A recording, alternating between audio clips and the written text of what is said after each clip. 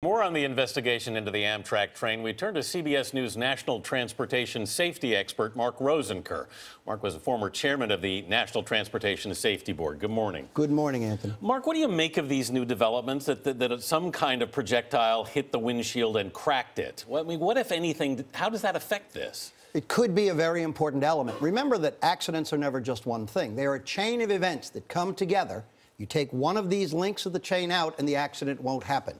Clearly, with the FBI's entrance into this investigation, takes it to a different level. We'll get some good information from them to understand potentially what this was and how it might have gotten there. I want to ask you about positive train control, because we've heard so much about it. Basically, something in the train that would have taken a signal from the stations to determine how fast the train was going. If this is the busiest section of Amtrak, why didn't this section have that control? It was being prepared for it. It may well have had it in the next coming weeks or early months. Mr.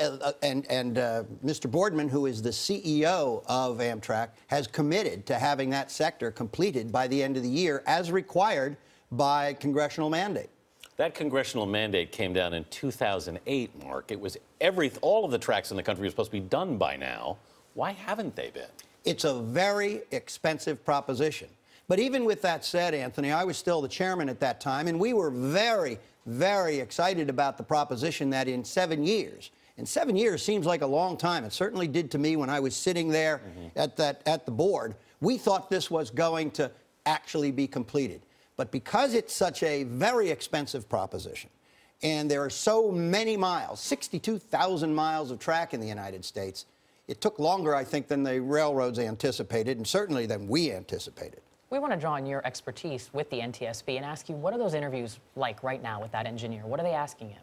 Well, he was interviewed yesterday, and it's a low-key proposition. Remember that we're not a criminal investigative body. We are a safety investigative body. So we want to find out what the truth is. And remember, from our point of view, that's all we are looking for. We're not pointing fingers. We're not trying to find blame. We are trying to find the truth so that we can understand exactly what happened and prevent it from happening again with the recommendations that we're going to make. Mark Rosenker, thanks for being with us this morning, Mark. You bet.